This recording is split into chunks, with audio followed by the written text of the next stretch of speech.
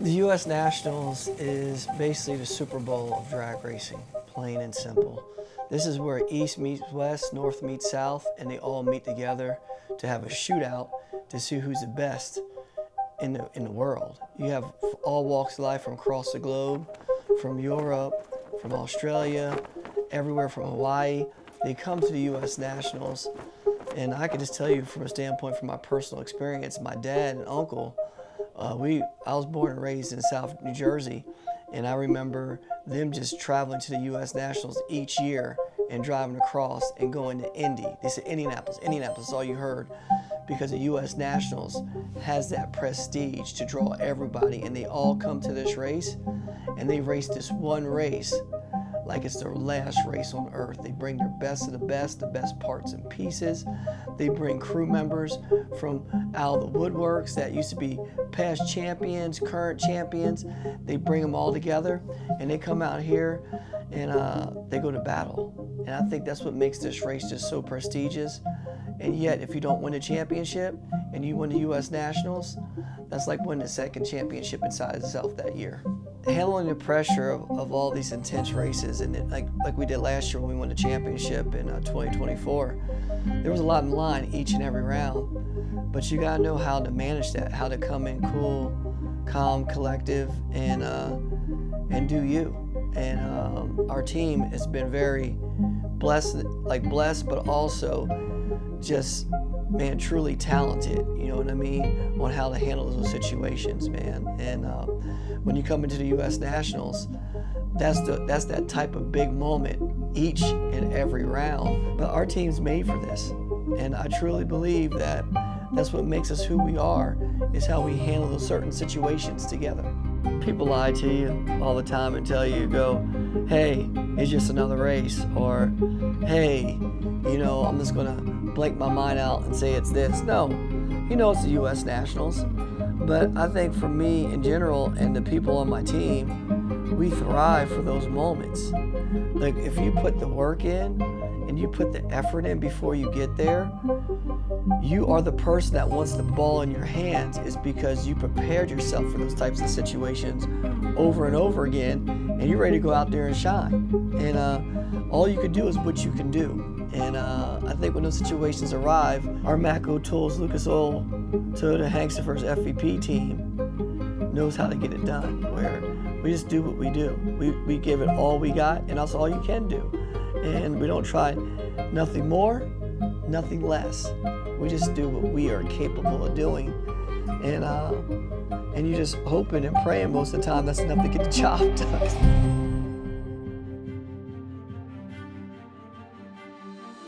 Man, I remember that like yesterday. And for whatever reason that year we came to U.S. Nationals, we were dominant. And what I mean by dominant is we just didn't come in and win the U.S. Nationals. We won the Holly Dominator Duel too. We won the Pro Stock Bike Shootout too. That's at the U.S. Nationals. And I think what made that so special for us was that we came in, and I remember racing John Smith, who was on Dave Schultz's bike. I remember racing him in the final, and I remember racing all the people like Angel, Matt Hines, like all the people were who was who in pro stock motorcycle. And to go out there and win on a stage like that, to win the U.S. Nationals. First, that was like my 5th win ever or 6th win ever on pro stock motorcycle. And then to go out and double up and win, shoot the shootout, that was just an incredible feat, man. I remember it like yesterday, man. I remember pumping our fists, coming back, and it was just different. We were just in that zone that weekend where it just felt like we felt competitive, but we felt like we couldn't be beat, just staying in our zone. It felt, it felt unreal, because I remember like yesterday, our bike was all white, and we came in there and we had Mac Tools on the motorcycle. And I remember because of the Mac Tools U.S. Nationals, and I remember we had to win because we needed the money. We needed the money. I never forget. And And it was one of those God-sent races where our backs against the line. We had some bills to pay. And I went out there. I remember like yesterday, I went out there to take people's lunch money. It was taking the lunch money, man, and getting the job done. And man, that was a great memory. I remember my red leathers with the yellow and orange flames on them, and made by Vance and Leathers.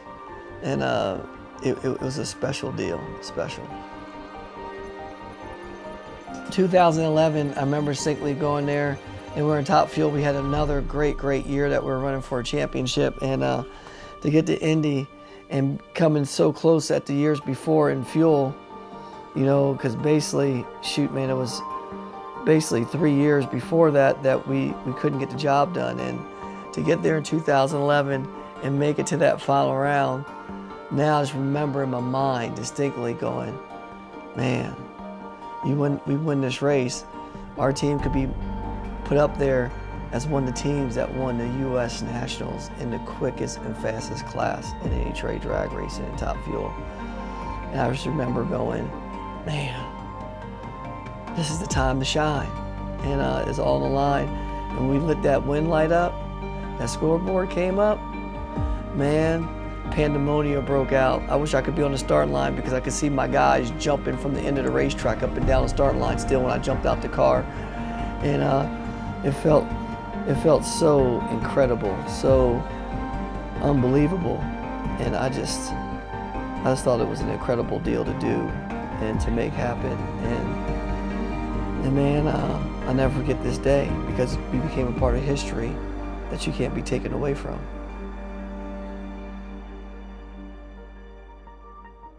Man, I tell you, I never thought about that. Like, you know, to know that we actually went 10 years without winning U.S. Nationals, that tells you how steep and how competitive the competition is when you go there. And to go through that, you're always going there putting your best foot forward and think that you will have numerous wins.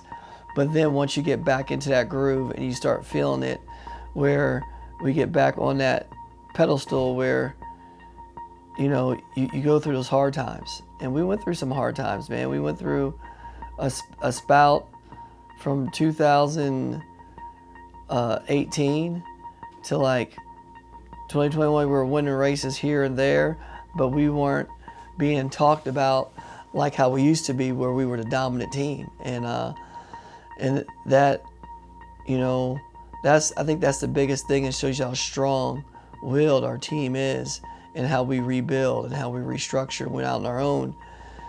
And then in 2022, you know, we came out with AB Motorsports and we came on strong when the countdown started. And before the countdown's the U.S. Nationals. We came out strong in Brainerd, won Brainerd, and then we went straight to the U.S. Nationals, and we won U.S. Nationals in a 10-year drought. And when we hoisted that trophy up, it felt like we were at the bottom of the mountain and we finally just made it back to the top. And we started breathing around and saying, this is where we belong, this is what we need to do, and this is where we should be. Man, it didn't feel real, you know what I mean? Because we just had all the cameras of the year before, and we come back the next year, and we got all the cameras again on us, and you don't go in thinking that you're gonna win it again. You go in starting your day over, getting after it. So for me, I just was like, all right, this is what it's about. This is what we got to do. And I'm just like, man, can we make it happen again? And you look at the face expressions on the guys, and they looking at me and goes, you ready to win today? And I'm like, I guess we're gonna win today. And we go out there, heads down, and you take it one round at a time. And every round that we race now, it's a final round. And you get to the final round, and you're like, man, you got to beat the best. You got to take out Justin Ashley, Steve Torrance, we raced TJ Zizzo. I mean, you ain't racing no slouches. You raced the best of the best. You know what I mean? And Brittany Force, I mean, we raced her to U.S. Nationals. So you got to go through people like that to get the job done. And when we did it the second year, I'm like, all right, all right. I was like, we're back, baby, we're back. And we're a contender, and any race that we show up, we're capable of winning. Well, when we go in with the mindset that we can win all the time. The thing about it is not just the mindset, it's how you get through it on the race weekend. And I firmly believe that it's already written. We just gotta go out there and live it in our best way, and how we're gonna live it. And the way we're gonna live it is all written by the work that we do in this shop before we show up. So we test it, we've been working, we've been preparing. The guys, our crew chiefs, they're out here in the shop, and they got their heads down, and we're gonna go out here. And I can tell you one thing, we're very hungry and we're humble.